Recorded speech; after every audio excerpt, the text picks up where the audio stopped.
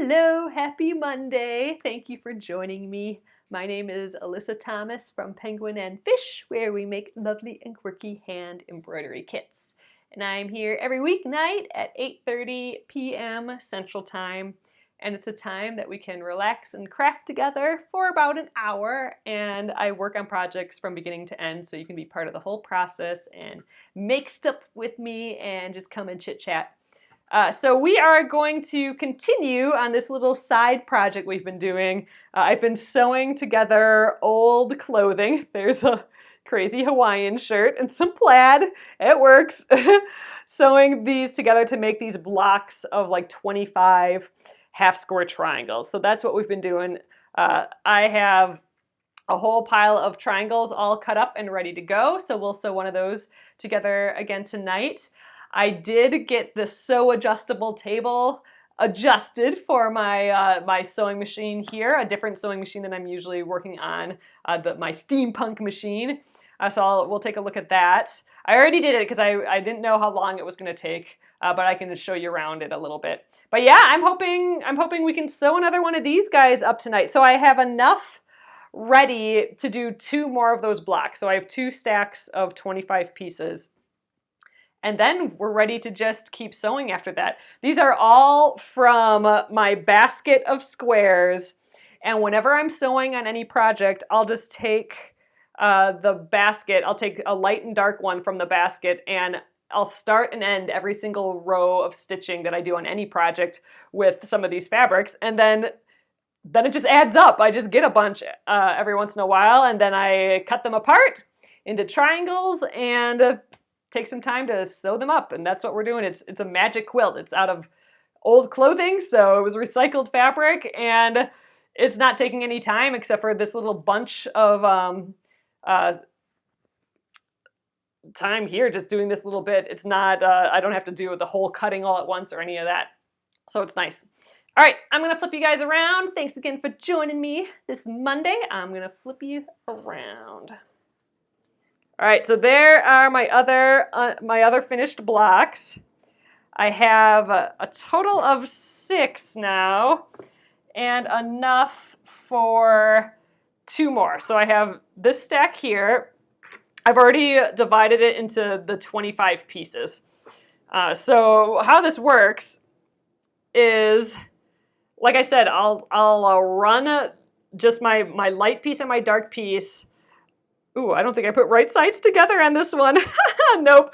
This is the wrong side. But anyway, I'll just, whenever I'm sewing anything, the start and the end of the row, I will just run the stitches. So you can see the diagonal here. I'll sew on either side of the diagonal. And this one, look, I didn't even do that right. So we're loosely doing that. And then if I cut right down the middle, then I end up with two triangles like this, right? So I've cut down on the diagonal, and then I have 2 of these. So one on this side, and then one on that flip side. So that's how I'm acquiring these triangles. It's just by sewing on other projects, and now we're just taking some time to sew them all together. So first I wanted to show you my adjustable table here. So I'm still working on my Kenmore. It's from 1938. This Kenmore, my steampunk machine. But I have this this table here, this adjustable extension table, and I did put a link for it today. It's the Sew Adjustable table. I have the 18-inch version. But what's nice is that usually you have to, when you get an extension table, you have to get it custom made for your machine. So you can only use it on that one machine. The nice thing about this is that it adjusts to whatever machine. So what I had to do for it to work on this machine versus my Kenmore from the 70s, I had to actually take out all the feet to make it short enough. So these feet go into these little notches here, and that raises it up to like whatever height I need. I had to actually take those all the way out so it was level with this machine here. And actually, it's still a little high. I have a little lip. I think if I put pads on my sewing machine, then I'll be perfectly level. And I need to put like some felt pads on here because it's scratching my table here. So I need to get like, you know, those little furniture pads for the machine, but then it'll be perfectly the same height. And this is wider than my normal machine, so I gotta push this section came all the way out like this. So it's perfectly framing my machine. And I got the little extension, so now I have this whole flat surface to work with. So it's kind of a cool deal. So if you wanted to check that out, I have the 18-inch one. I think there's a smaller one, maybe a 14-inch, and then there's also a larger one. This one just happens to be, you know, the right size for this table, for my small workspace here. If I had a huge workspace, I'd get the giant one, but you know, the 18-inch one works well. So anyway, that is that. I already adjusted it all.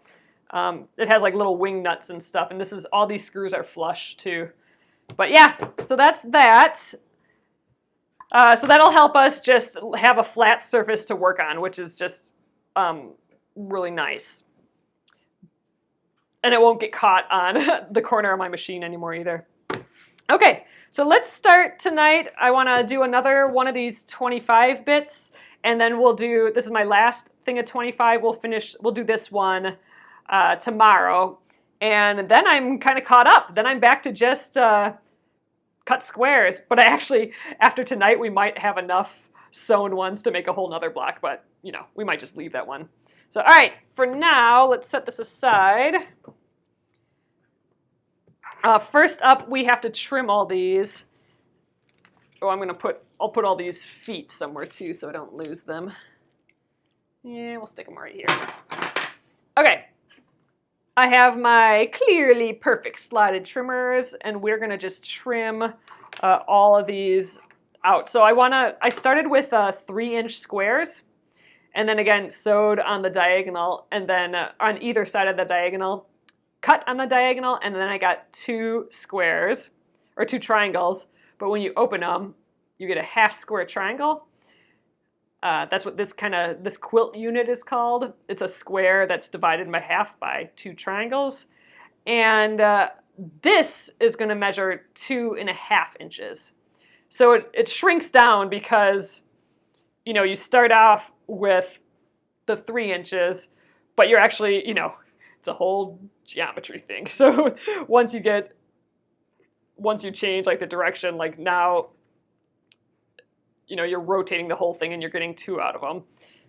So it actually ends up being a little bit smaller. So it ends up being about 2.5 inches.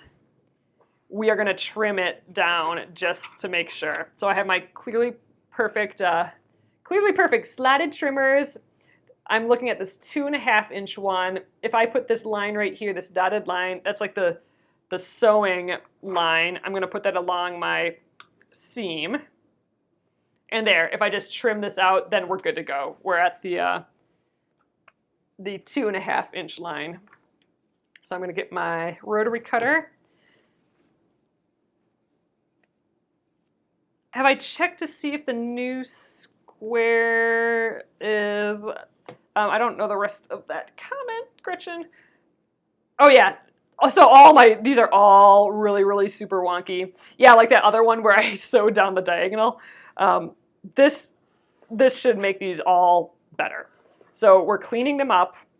Ooh, got a little piece stuck there.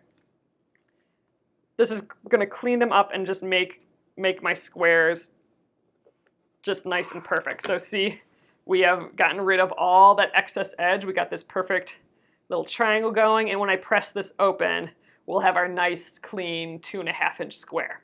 So that's what we're going for. So I just need to do 25 of those, so 24. Got one done.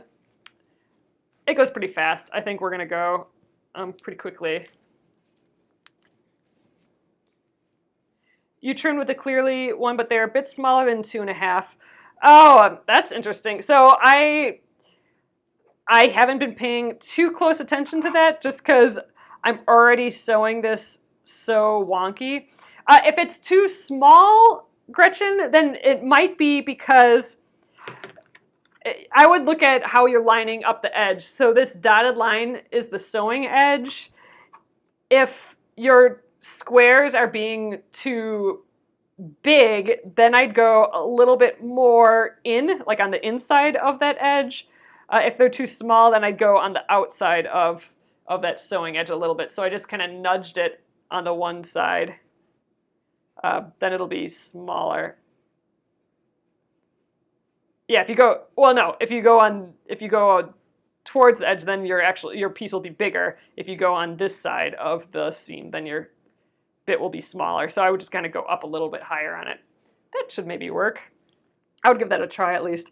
I have not been paying that close attention to it. As long as they're all kind of close enough. I mean, with mine, all the fabrics are so different that they stretch different and they move different that, you know, it's going to end up wonky anyway.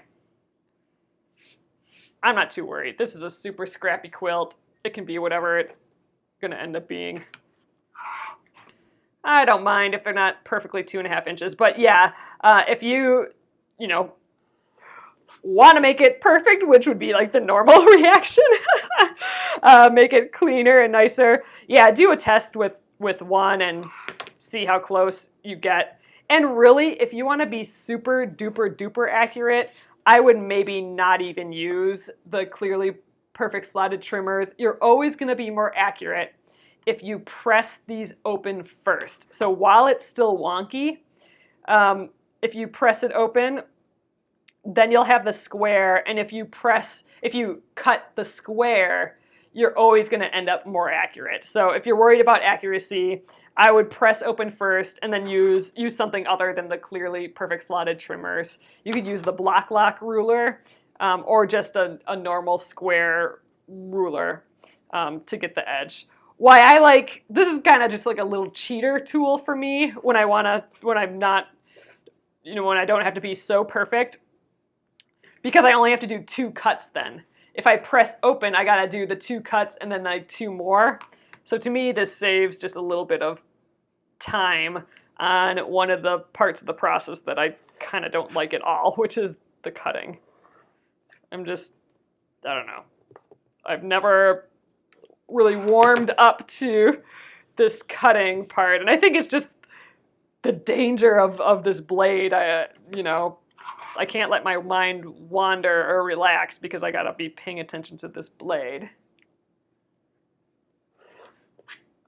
But yeah, I do really love the idea of I only have to make 2 cuts. I mean, I'm cutting these little dog ears off too, so, but still, in theory, just the 2 cuts is nice.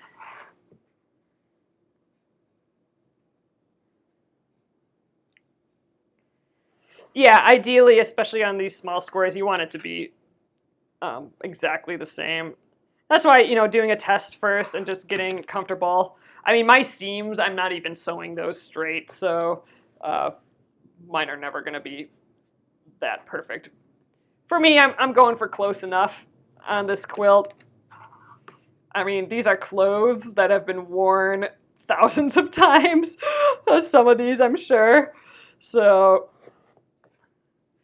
they're beyond perfect zone.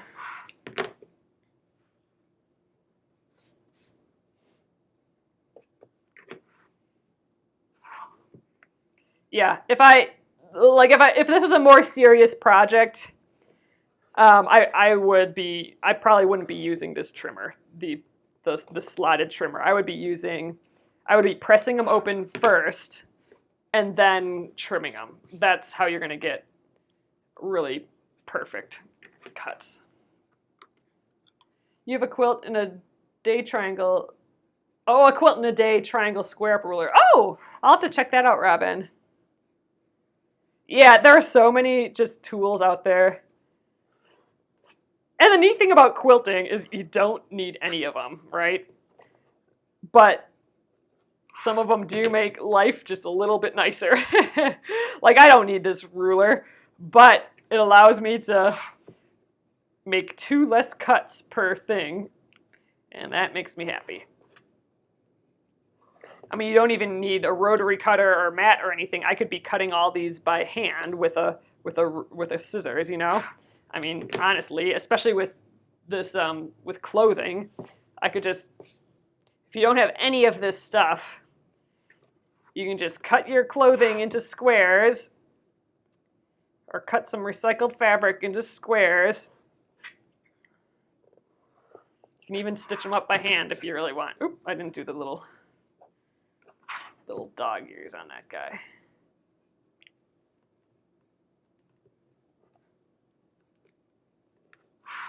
There we go.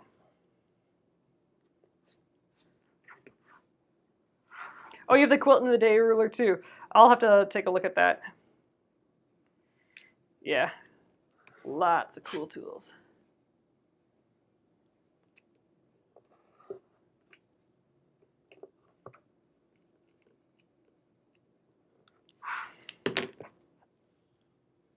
I got a big project done today. Probably can't talk about it quite yet, but it allowed me to have a nice afternoon where I gotta just go in the garden and weed the garden for a little bit, which is nice.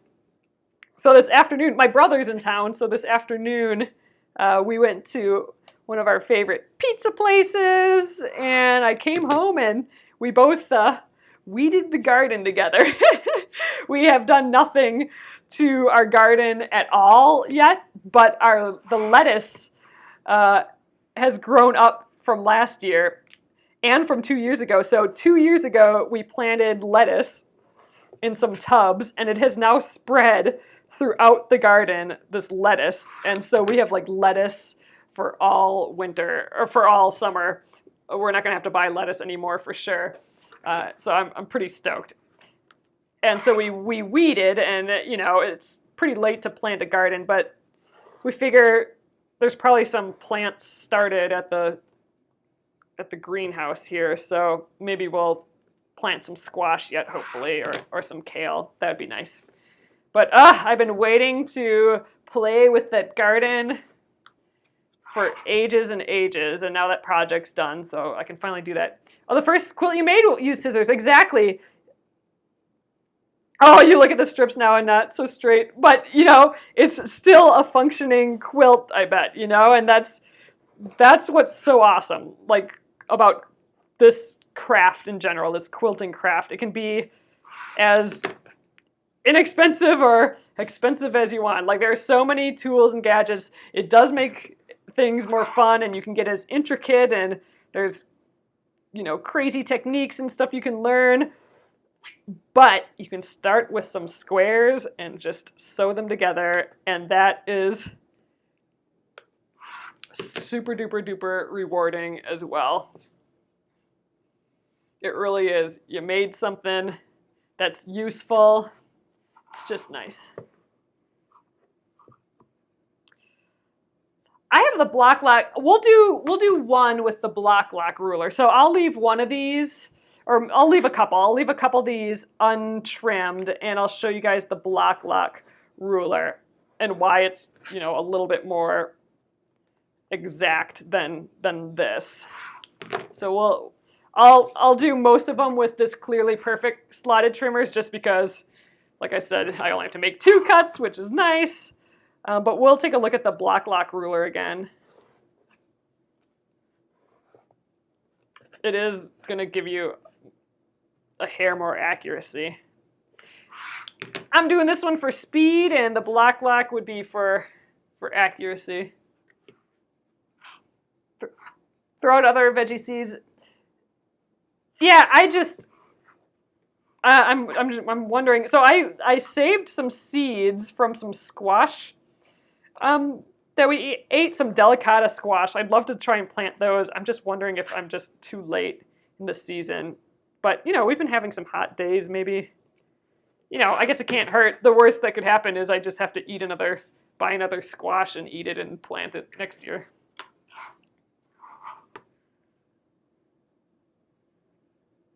Ooh, this one is a tightly cut sewn one.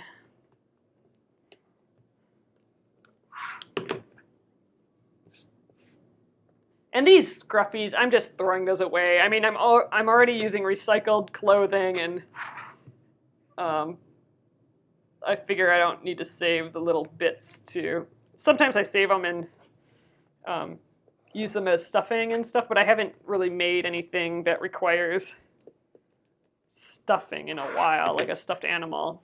All right, I'll do these last few with the block lock ruler. So I'm going to, we'll press now. I think I'm going to put this right up here. This probably isn't the greatest thing for my cutting board and the table, but I think we're going to do this way either. Anyway, so I'm going to press all these, the ones that we just cut, and then I will press these 3 that are hanging out here yet, and I'll do these 3 with the block lock ruler. But the block lock, you have to press them open beforehand, so we're just going to do all the pressing right now.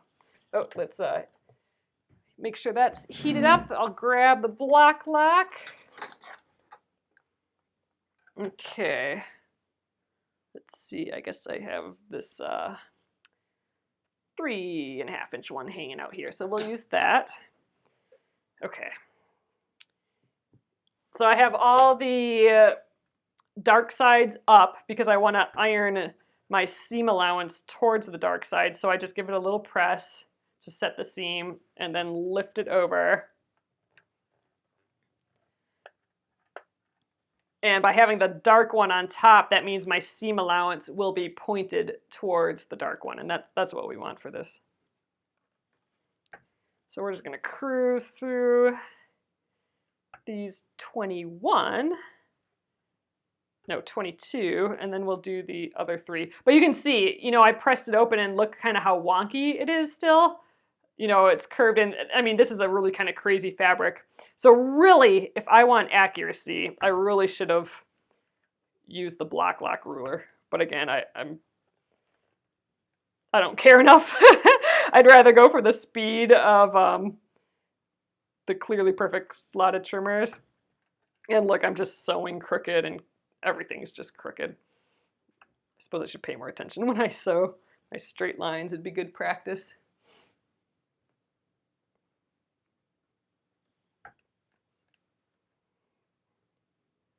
It's raining.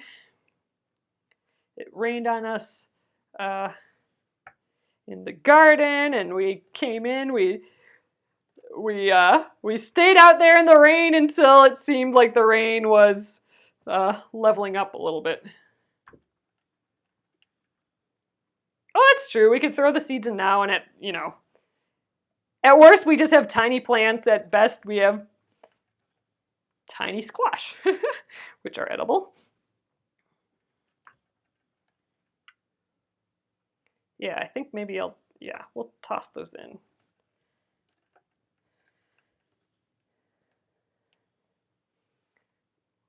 Last year we ate a lot of squash, and then we threw it in the compost. So the next year we had tons of squash growing in our compost. We tried to replant some of them in the garden, but that didn't really work so well. I don't know. Yeah, oh, Libby, for sure, on a nice quilting weight fabric, like a like a normal quilt weight fabric that you'd get from a quilt shop, all cotton, 100% cotton quilt weight fabric, and all of it you're using consistent fabric. That for sure will cut better on this Clearly Perfect thing. I don't think you'll see it as wonky at all, like hardly at all, compared to the stuff I'm doing now with this. I mean, this Hawaiian shirt is some weird fabric and it's stretching all crazy. That would not be the case at all with some quilting weight fabric. So you're right. It wouldn't be. You could use the Clearly Perfect slotted trimmers probably way more accurately than what it's turning out with mine. All right, I think I need to heat that up again. Got a little stack here yet. This is going to be another Hawaiian heavy one. That just happens to be the dark fabric. I just kind of stack them up. Soon it'll be all blue plaid, it looks like.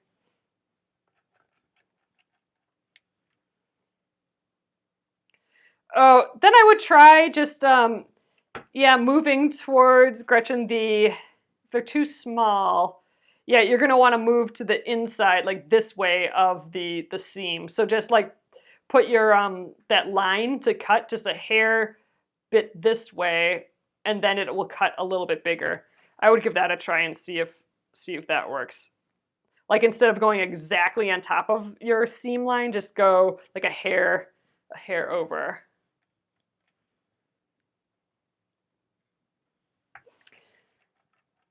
Oh, you see a lot of people with honeybees. One of my new patterns that hopefully we'll be making soon is going to be honeybees. Oh yeah, you guys saw that one. I took a photo of that when I was working on it. So I don't think I showed you guys the finished one. I think it turned out really cute though. So we'll have a honeybee pattern soon here, embroidery pattern.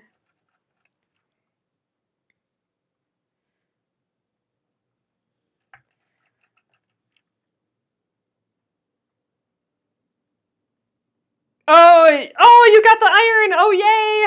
So yeah, so this iron was on drop, which it used to be called mass drop, but this iron, I love it. It's a cordless iron, which you don't think is as amazing until you actually don't have a cord around and you're like, oh my God, why isn't this like everywhere? This is how these should have been, always without a cord. But yeah, so that's awesome. So you got it. So with drop, you order it, and then they order it from the manufacturer. So it's not instant. It takes like a few weeks to get the order. But yay! So your iron came. I'd love to hear once you start using it how you like it. I mean, seriously, not having the cord is crazy amazing. And I mean, it stays hot for a really long time. It's not like it just fizzles out immediately. I probably didn't actually need to put it back in the base then. It would have been hot enough for this whole process, I think.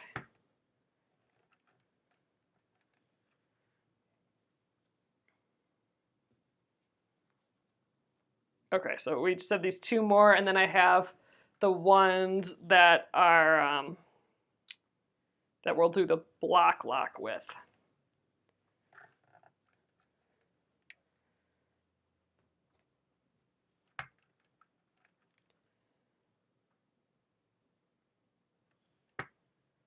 Okay. Put in the base. So the base for the iron, like the home base, that is plugged in. But I don't have to have the iron plugged in, which is nice. All right, so here's these.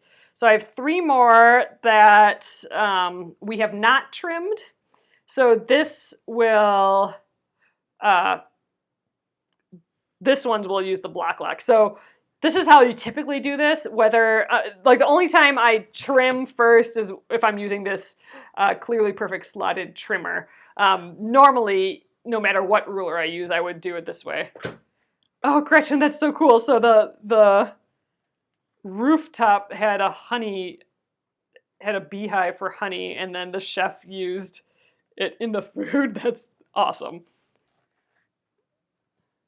All right. So we're still pressing it to the dark side, but you see now it's not our trim square. We got our dog ears here, and it's, not our 2.5 inch perfect square yet.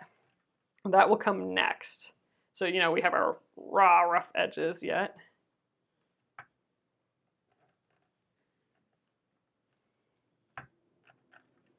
Okay. One more, and we'll do all these with the block lock.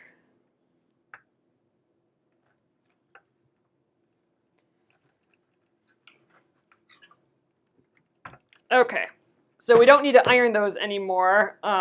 The ironing comes first in that case, so let's scooch these down again. All right. So how this works, the block lock, you can kind of see it here. It has like a little ridge on the inside, and that's to kind of go where the bulk of this fabric is. It should hit up right against the seam. So you can see I can push push that seam a little bit because the seam has a little bump because it's bulkier on this side. So what I want to do is get it right on that bump on the diagonal. So like this, right? And I need to cut this to 2.5 inches. So it has a 1/2 inch mark here. So 2.5. I need to make sure that I'm within that 2.5 space. Like if I'm out here, I don't want to trim that far out because I'm outside my 2.5. So I need to get within there. All right, that's looking good. Make sure I'm up against that seam, that bump out. Oh, Lori, you have the Panasonic cordless and love it. Yes, it's amazing. All right, so I'm going to trim these two sides.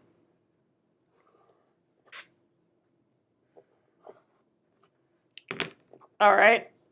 And now I've seen this in like a video is now I'll leave my glove on. Now you can kind of shimmy up here. And if you push on that seam, you can push it around. Oh, see, my fabric is kind of goofy fabric, but there we go. And now I just slide down. Oh, but look, I bunched this up. But I can just slide down here and get to that 2.5 inches again. Now I really want to line up that 2.5 inches along my edge. It should be perfect. And now I trim the other side. Ooh, I moved a little bit. Shoot. All right. But there you go. That's how you get a little bit more accurate square. So that's going to be, it's going to be a little bit more square than the normal, like, how wonky some of these got stretched out. But all right, let's do the other two, and then we're ready to start sewing. Okay, on that diagonal again. Ooh, I barely have 2.5 inches on this one, so this one's going to be barely trimmed. Oh, compare the sizes? Yeah, I'll do that with this one.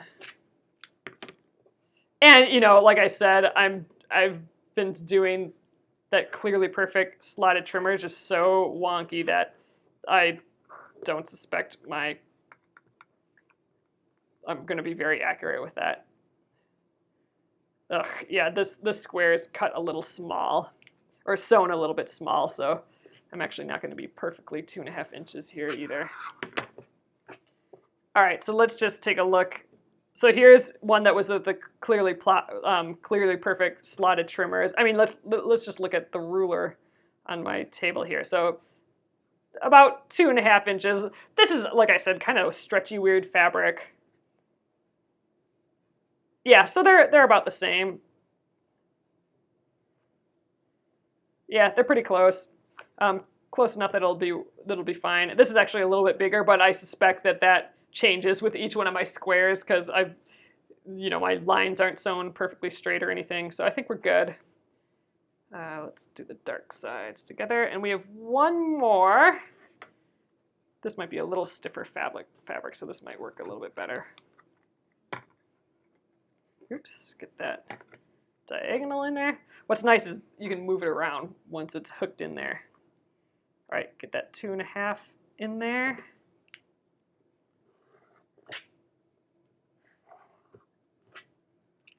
Get rid of the fuzzles, and then slide it up and rotate it around, and you can shimmy back down. Measure up that 2.5 inches. There you go. So this one, I think, will be a nice, perfect 2.5 inch square. Let's go. Let's measure it on this area. Yeah, that's a good 2.5 inch square. So that's where you're going to get accuracy, a little bit more accurate with this block lock ruler versus, some of these where, let's see if I can find one. Yeah, like this guy. I mean, look how wonky that side line is. If I would have pressed this open first and then used the block lock, it probably would have been a lot more accurate. But that's it also would take twice as long to cut because I have to cut 2 more sides, so we just did it that way. All right, I'm gonna move the fuzzles and we are ready to sew for a little. Okay, let's lay this out again. This is going to be our set of 25, and I'm just going to lay them out as they come here. So 5 rows of 5. I'm doing them all the same direction. So like the darks will point down on all of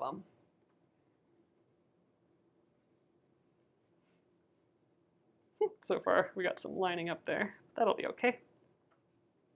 Going for random here. Yeah, some of these are really wonky. This, in particular, it's gonna get easier once I'm through this Hawaiian fabric, this Hawaiian shirt fabric, because that's the one that's kind of giving me a little grief as far as stretchiness and weirdness. So here, I'm trying to move this up a little bit further so you can see. But the colors are really kind of neat with this dark colors and the black plaid, the black and white plaid here. Some brown. Got these bright oranges. It's kind of pretty. I like it. Oh yeah, for sure check your machine's 1/4 inch line. I would definitely measure that again. Oh, do I have enough? Oh yeah, 3. There's 3 more here.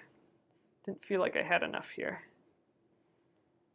All right, so this is gonna be this block. I think it's looking fun. So we're gonna do that column way of sewing again. So I'll sew this column first, and while it's still on the machine, so I don't have to switch threads and stuff, I'll sew this column, and then this will be off the machine at that point. So I'll sew this column to there, and then I'll have to take it off the machine, and then I'll sew the 2 columns together, if that made sense. My goal with doing that is to not have to start and stop on the machine. I can just keep sewing the 2 bits together. All right, so let's do it. I'm gonna get back down to my my new old Kenmore. Let's get the light on. So this is that new LED lamp that I put in here, or bulb that I put in the lamp. Okay. I have one of these leaders on here already, so I always start with one and end with one. Then I don't have strings laying everywhere, and I think it makes the sewing a little bit easier, because otherwise I would have to find the threads and hold on to them before I start. This way I can just go.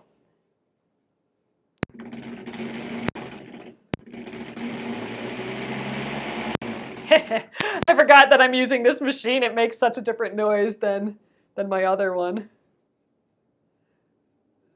It's more of a running motor.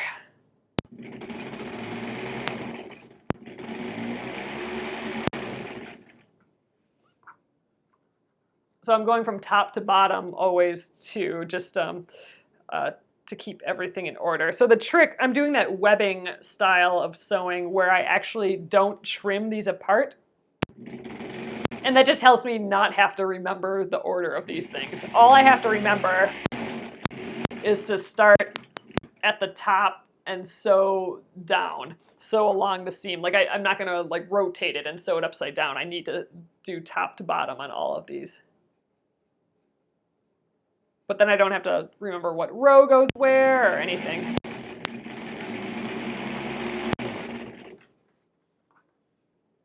Okay, so this is the last one in the first column.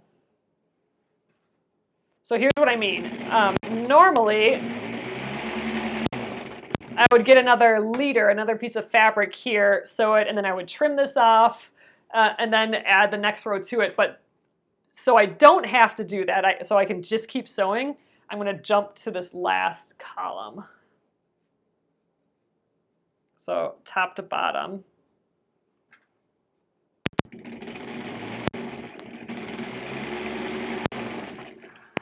And now I can actually trim this off. Get rid of this leader. That can sit there. So we're still top to bottom. I'm just going to lay that there. And we'll just keep going here. Yeah, the machine sounds really sturdy. Exactly. That's what it sounds like for sure.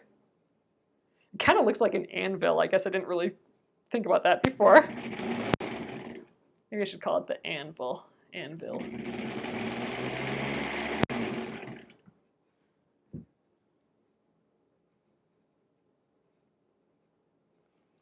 It's still my steampunk machine.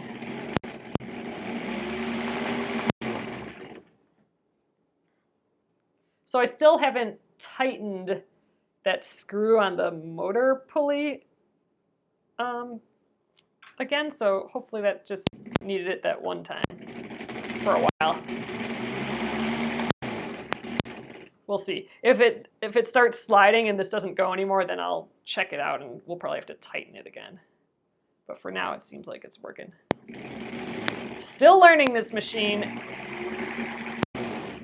All right, so that's the last one of this row, and I'm gonna keep it on, and I'm going to, this is the first column that I did. I'm gonna sew column number 3. It's the 1, 2 now. And this is gonna be much nicer with the extension table because it's gonna hold up all these bits. They're not gonna be hanging hanging and catching on the side of my machine, hopefully. It'll just be flat and nice. All right, now I'm gonna trim that last column off, top to bottom. Oh, a masculine name. Yeah, Axel.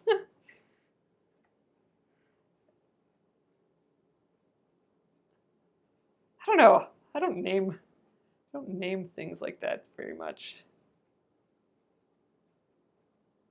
It's the steampunk machine. I'm gonna stick to that. Oh, I found out my brother's here, and so I found out that Chad, the kitty, is also named Socks to our neighbors. So the neighbors were over, and it's like, oh, Socks is over here. It's not Socks, it's Chad. So Chad's getting around the neighborhood, I guess. Jerk butt kitty.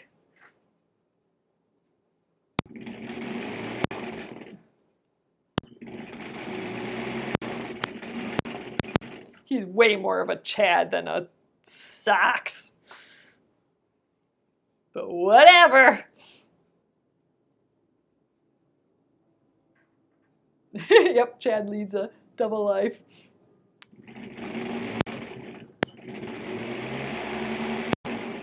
All right, now I need the leader.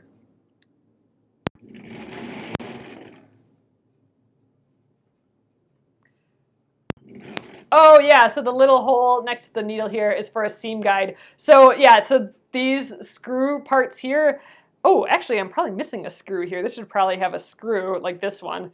But these are to put in attachments. So there is probably, I can probably find on eBay or something, an attachment to go in here, and I could have a leader. Actually, you know what? I have a metallic, I'll have to look for that. I have a magnet seam allowance thing that I could probably put on this. That would be kind of cool. I'll have to see if I can find that. All right. So here are my first 3 columns. Now we just got to get it on our last 2.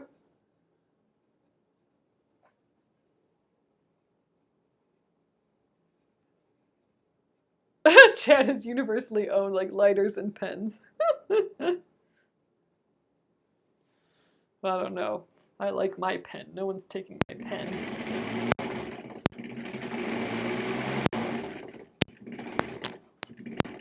All right. Next, we're a little. See, this is where it gets a little confusing. Oh, you guys had mentioned a different way to do this, but oh well, I'm stuck doing it this way still. That it doesn't get so floppy and twisty, but the nice thing is I still know that these are the rows that go together because they're still all attached.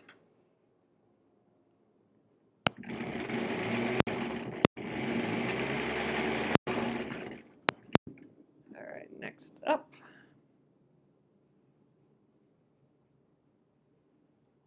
Just got to get right sides together. Yeah, that's all.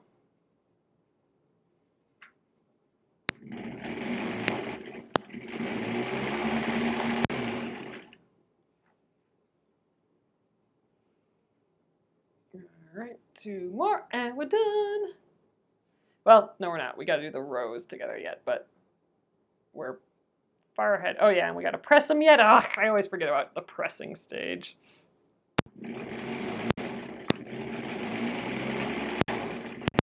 Pressing and cutting I could do without.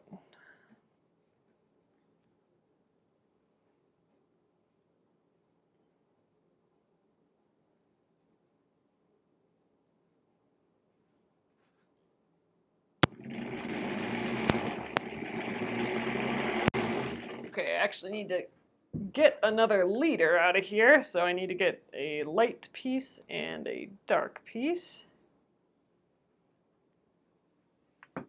For the end, we are done with this. Yeah, this is nice too. I got this little table part here now, and I can just lay things directly on it and then slide it right on down.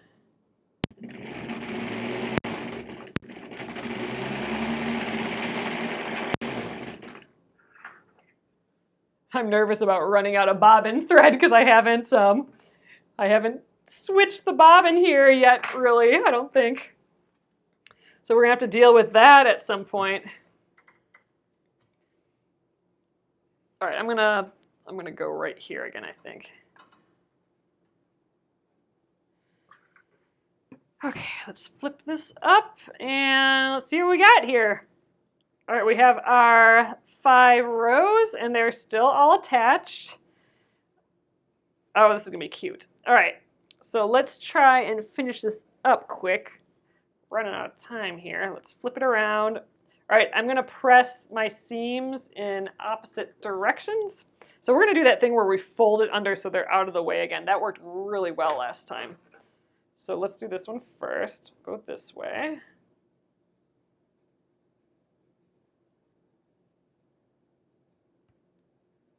So by pressing these opposite directions, that's what's going to allow us to nest the seams together later. And the purpose of that is to get our nice points that all line up. So just because it's hard to press in the opposite direction with that nice pressed one, we'll fold it under. And then we'll go this way. This one's a little more difficult because that seam is pressed that way and wants to turn with this. Magnets are dangerous for the machines. Why? I didn't catch that.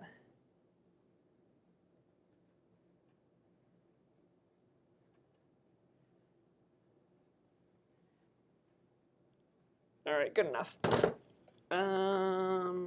Flip under.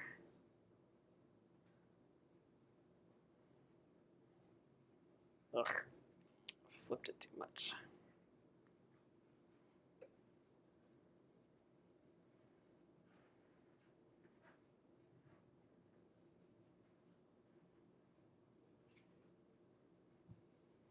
All right, so this one we're gonna go this way. Just again, trying to get my fabric out of the way.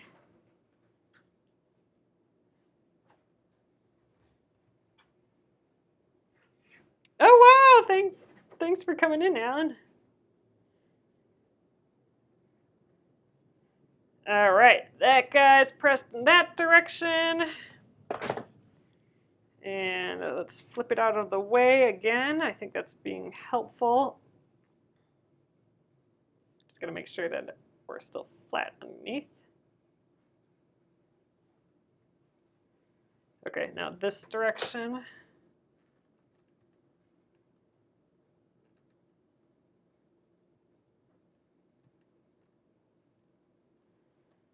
We're getting it. All right, I think that'll do the job. And then this last one, I think we'll just rotate it this way because then I can see everything again.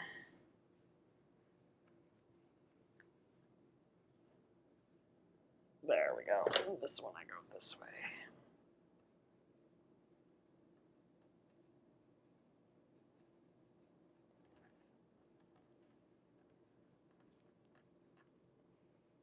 Okay, I think that's as good as we're gonna get, and that will do. I am not as good at pressing the seams open, so that's the other option. So instead of pressing them opposite directions, we could press them all open like this, and then this one open as well, and then line up the seams. But I don't like doing that as much. I like the opposite directions, just because I like the idea of the seams locking together. So I'm gonna flip these over, and here you can see, like now you can see like one of the seams is pressed this way and the other is pressed this way. I like just butting up the pieces like that. Oh, magnets near, oh, okay, so magnets near the computerized items aren't good. Yeah, I don't think I'll have that problem with this this machine. I don't think there's anything computerized. This is pre-computer, that's for sure. All right, so I'm gonna just push those seams together where those bumps from all the bulk happen, and by doing that, I should end up with the nice points. And it's because that bulk is going in the opposite directions because we press those seams in the opposite directions. That's what should do the trick. And again, I'm kind of working in general, kind of sloppy a little bit. Just all this fabric is used and it's just all goofy, so I might not be perfect here. And I'm not pinning or anything. I'm just kind of holding them at that spot. So these may not be super perfect, but now that I'm in the first one, I'm gonna get to the second one and again try and put those seams together. It's a little difficult because we are still all connected from the webbing way of sewing these together. But again, just my mind settling of not having to remember what rows go where is a benefit to doing the webbing style of chain piecing.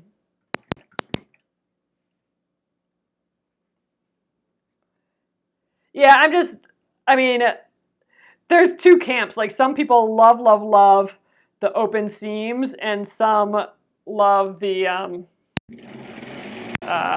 nested seams. And there's arguments for both, I suppose.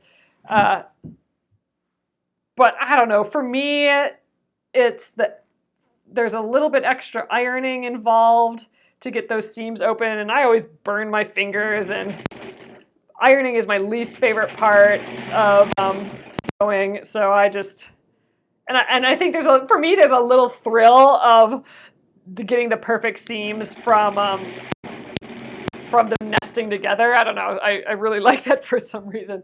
All right, I need another leader here. See, just from doing these, we're going to end up with enough to make a whole nother square, I think. It's kind of funny. We're trying to get rid of the squares, and we're going to end up with enough for another.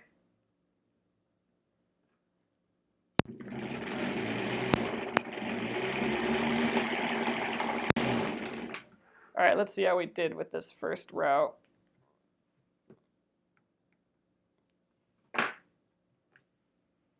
Oh, we're gonna go a little over. It looks like tonight we're already at 9:27. Oh yeah, so here, I mean, I didn't sew the seam wide enough, but it's lined up at least. There, that's a pretty good one. Oh, that one's way off. So see here, I didn't nest them quite so well. So that one got way, way off there. But all these other ones really, when this seam lines up and down all the way, that's when you know that the seams have been nested together really well. This one, not so much. All right, so let's flip this over and do the next one. Again, if I would have pinned that or put a clip there, it probably would have been a whole lot closer. But I kind of don't mind. Oh, do you know what I'll do for Finish It Friday? So that brings up a thing. I am not going to be, Tuesday is going to be my last day this week. So I'm going to be heading to my parents' house again. So my brother's in town now, and we're all going to head out. So Wednesday through Friday, and there's a holiday in there too. So Wednesday through Friday I won't be on, and then Saturday and Sunday because I don't do the weekends anymore. So after Tuesday I won't be on again till Monday. So finish it Friday. I will still do it, but it won't be. It'll be the second Friday of this month. So a little bit of a change coming up. Yep, more hammock time by the pond. I hope so. I hope so. Gonna do a little relaxing. It's kind of basically represents a little summer vacation. And my birthday's on Saturday too. But yeah, so when I get back that week, we'll do a Finish It Friday. But I don't know what we'll do yet. So if you have a Finish It Friday request, let me know. Yeah, I should get my Wonder Clips out and put them together. But I'm being a little wishy-washy, sloppy with this. This one looks pretty good. Yeah, that one we're a little off. That one looks awesome. Ooh, now that's a perfect one right there. That looks great. Where the seams match. Okay, I'm gonna flip it around now, just so I don't have as much bulk to deal with. I'm putting just 2 rows together again now.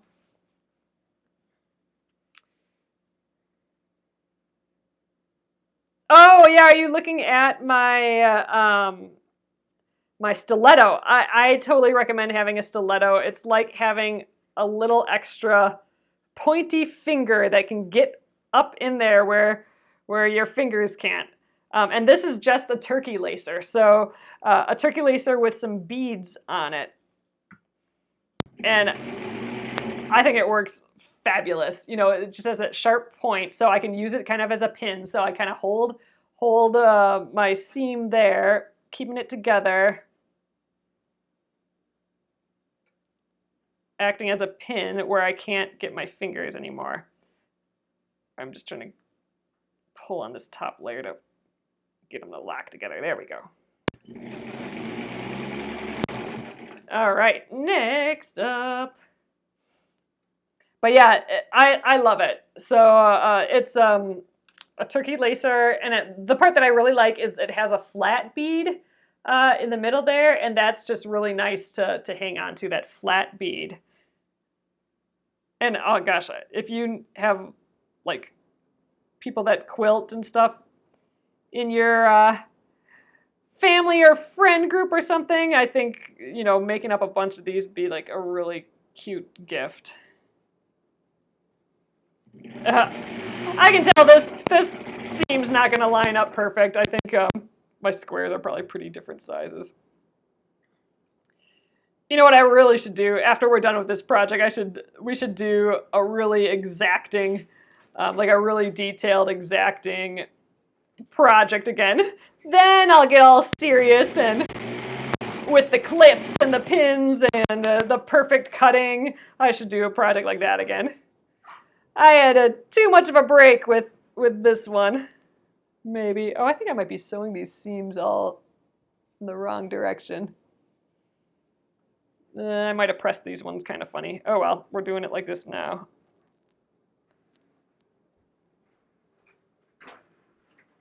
Okay. Last one.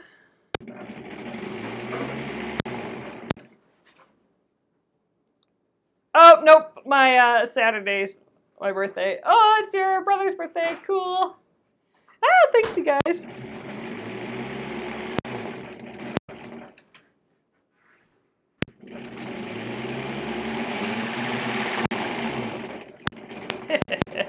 That was pressing all the way down. All right, one more seam, and then we'll press it quick, and then we're done. We're gonna need another leader though, because that one's done. Let's peek again. I always kind of like peeking. Oh, that first one, that one looks super fabulous. Oh, that was the one that I thought was gonna be a little weird. It's actually lined up. It's just I could have gone in a little bit more. Oh, that one's pretty wonky. I got a few wonky ones. Like I said, for this particular quilt, I kind of think it adds some charm to this one. I definitely would try to improve and do better on some other quilts, you know, and like I said, you can really pin it together. Or like I would get my clips out and do a better job, but for this one I'm okay. I'm still working at it. Like I'm not being so sloppy that I'm not trying, but I'm just not caring so much about.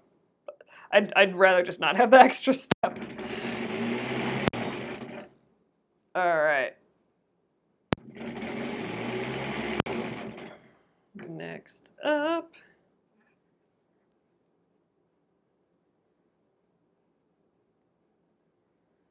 All right, I can feel them notched together. This one seems like it took a little longer than Friday's. Maybe I'm yammering too much.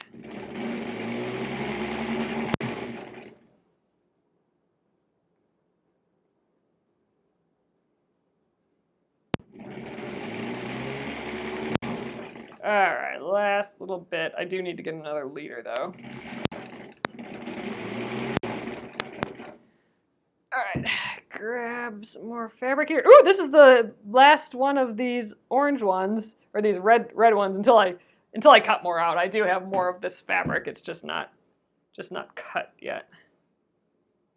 This weird old shirt.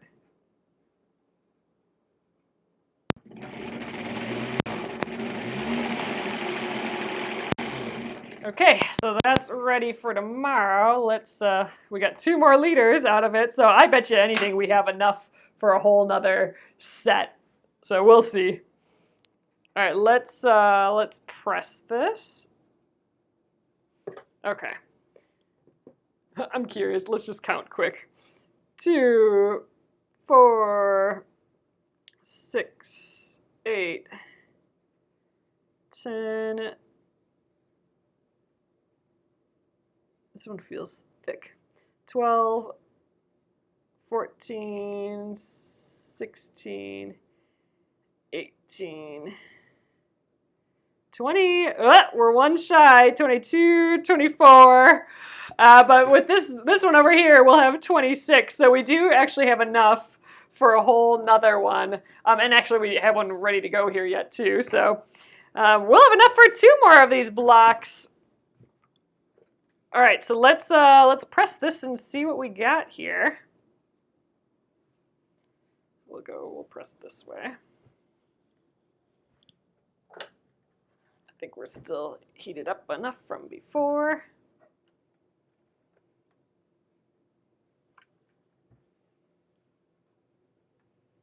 This will get it all square enough. I'm not really worrying about the seams too much at this point. Again, I'm just feeling lucky to have this quilt because it's all out of nothing. Oh, I got a little pucker in there, it looks like, too.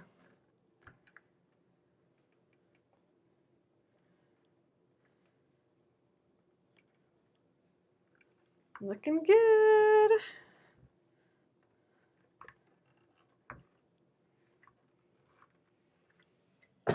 Okay, that's it. This is block number 7. So we're coming along here. I mean, look at it. I mean, we're approaching like a quilt size quilt, which is crazy. Again, this is just magic. An old quilt, all old fabric that we have lying around. I only sew on it really when I'm working on another project to make all these, leaders. And we're ending up with like a real life quilt. It's just kind of awesome. So yeah, so we'll get one more out of this tomorrow. And then like I said, we have enough for a whole nother one. So I think maybe we'll do one on Monday too. And then, wrap this guy up for a little while, see where we get. But awesome. All right, you guys, that is it for tonight. I'm going to flip you around and we'll call it an evening here. All right, so thank you guys again for hanging out with me tonight here. Let's take a look at this. it's coming together. I mean, old clothes, old wonky clothes that have no reason of working together at all. Just having the lights and darks, you know, you do get a fun little look out of it. So I'm really excited about it. And we talked about rotating these blocks in different ways. These blocks of 25. So I think that'll be pretty fun. Oh, yeah, you're right. We'll have to get another roll of batting for all the quilts that we're making. My mom and I share a giant roll of batting. So whenever we make a quilt, and I think we're almost done with our first big roll. But awesome, you guys. So I will get this up on YouTube at Penguin and Fish Movies. And yeah, we'll work on this a couple more nights and we'll be caught up with this, and we'll need to rack up more of these leaders before we work on it again. So kind of nice.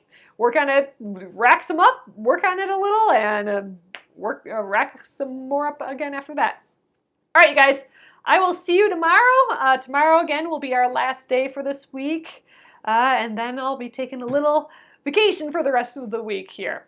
So see you guys tomorrow. Have a great evening.